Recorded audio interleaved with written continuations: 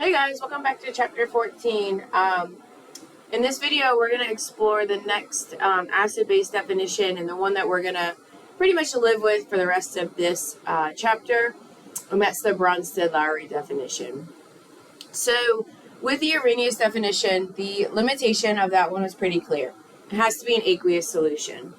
It also doesn't give us a good indication of bases that don't maybe inherently have hydroxide in the formula. So expanding outside of aqueous solutions, expanding outside of bases that don't have hydroxide in the formula, we've got our next definition, which is the Bronsted Lowery definition. Bronsted Lowery focuses on reactions that take place between acids and bases. So an acid is going to be defined as something that is a proton donor. That's a lot in that statement, actually, that we have to kind of break down. So it's going to give up a hydrogen ion. So why in the world would this be called a proton donor? Well, let's dive a little bit deeper into this hydrogen ion. So hydrogen as a neutral atom, it has one proton and it has one electron. Okay, so that's hydrogen as a neutral atom. Hydrogen as an ion, so it's got a positive charge.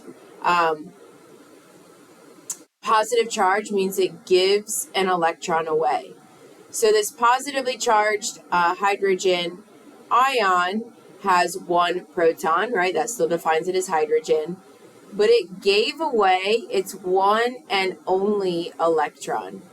So of the subatomic particles that are left, he has a neutron. And essentially all he is just a proton. He has that one proton left. So very often in chemistry, when we talk about a hydrogen ion being transferred to or from, we call it a proton. Just a little behind the scenes of why we say things the way we say things. Okay.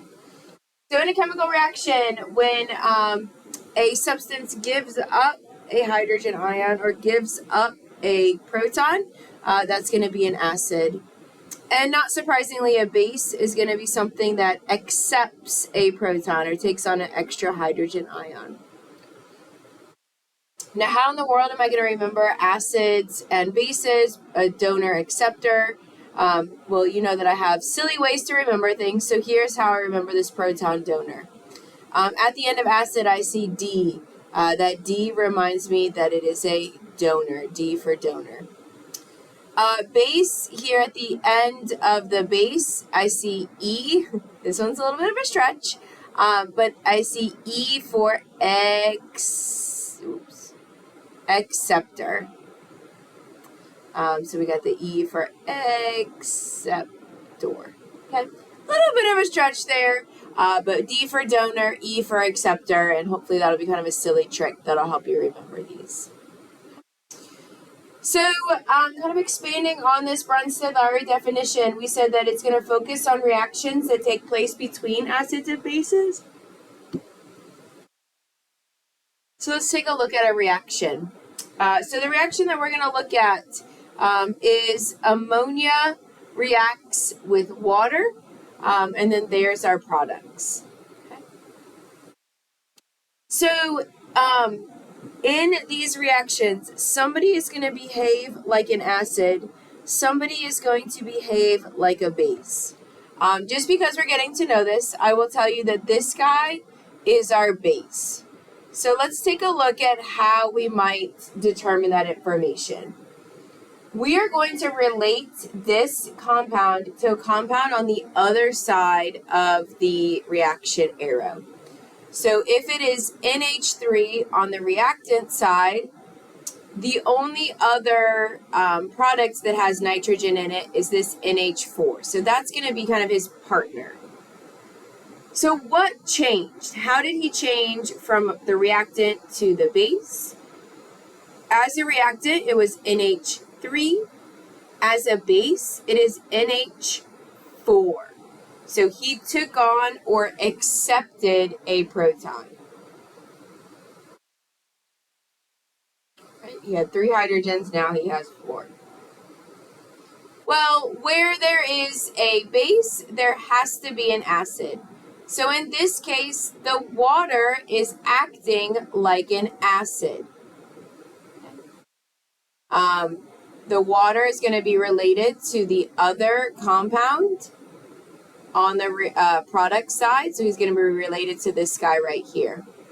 So how did this change from water to hydroxide? So we have 2 hydrogens and an oxygen. Now we have 1 oxygen, 1 hydrogen. So this is the one that donated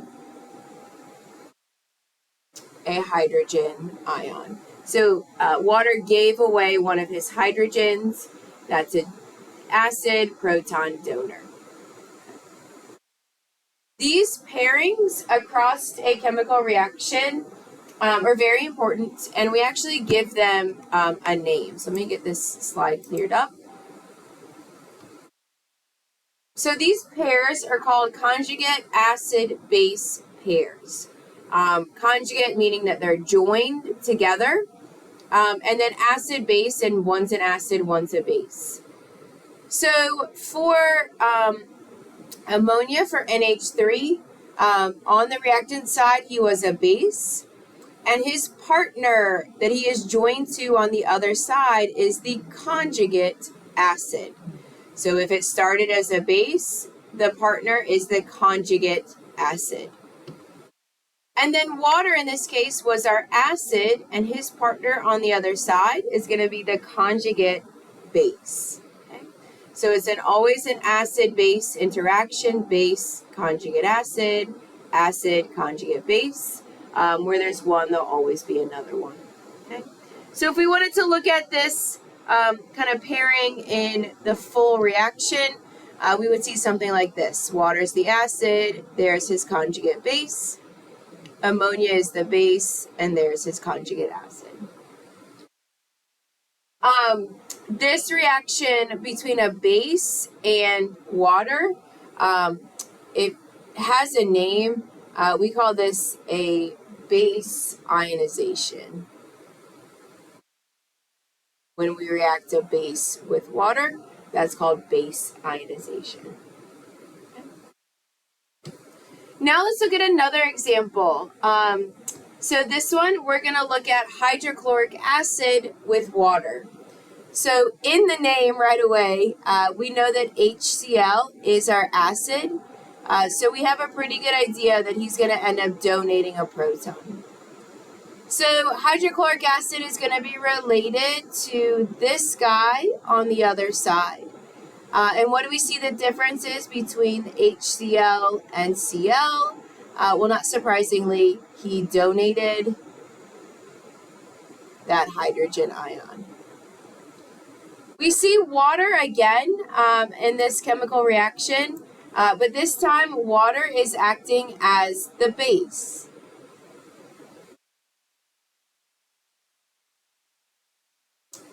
So his conjugate pair, his conjugate buddy, is going to be this guy right here.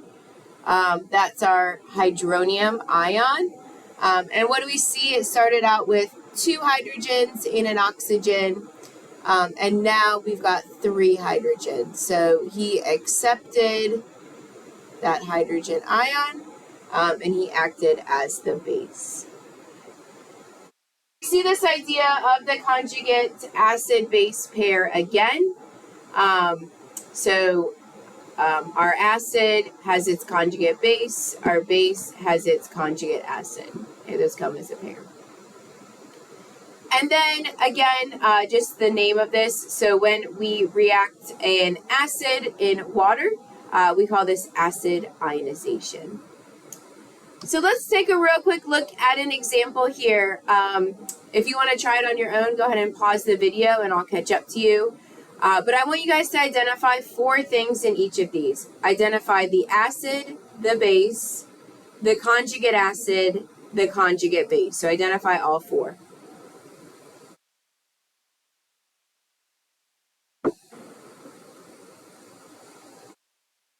All right, so the first one, first I'm going to just look at the pairs. So I don't know which one's the acid and base just yet, but if I look at the pairs, maybe that'll help me. So I've got H2SO4 on the reactant side, and his conjugate partner is going to be this HSO4, which means we've got water as our other reactant, and he's going to be related to that hydronium ion. Okay. So now let's see what happens here.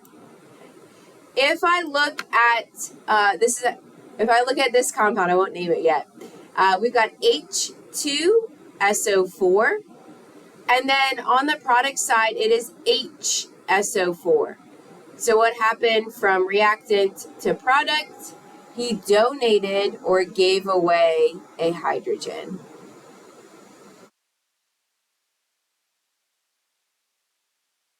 So that donating makes him the acid.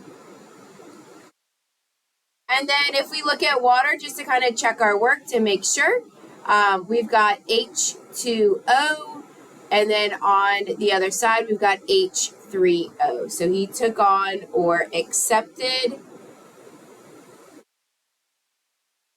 a hydrogen, which makes him the base. And this makes sense to me because this is sulfuric acid. Coming down here, again, I don't know what's what, so I'm going to go ahead and just line up my conjugate acid base pairs. So HCO3 is going to be related to H2CO3, and then water to hydroxide. So looking at this HCO3, I see that it started with one hydrogen and then that carbonate. On the product side, it ended up with two hydrogens and the carbonate. So this guy took on or accepted a hydrogen. So this was our base. And then if I look at water, we've got H2O, and then over here we've got just OH. So it lost one of its hydrogens, so that makes it, it donated a hydrogen, and that makes it the acid.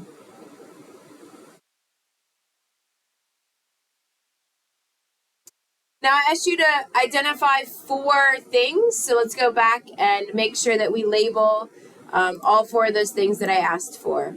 So in the first one, we've got our acid here, and then our base. Our acid will be connected to the conjugate base, and then the base will be connected to the conjugate acid. Coming down here, we've got our base, we've got our acid, and the base will be connected to the conjugate acid, and the acid will be connected to the conjugate base. These are opposites. So that's it on Bronsted Lowery, acids and bases. We certainly are going to be looking at chemical reactions, identifying conjugate acids and bases, all throughout this chapter. So this is a skill I'm presenting. Let's get good at it. Then we'll start building on it. I hope you guys found this helpful.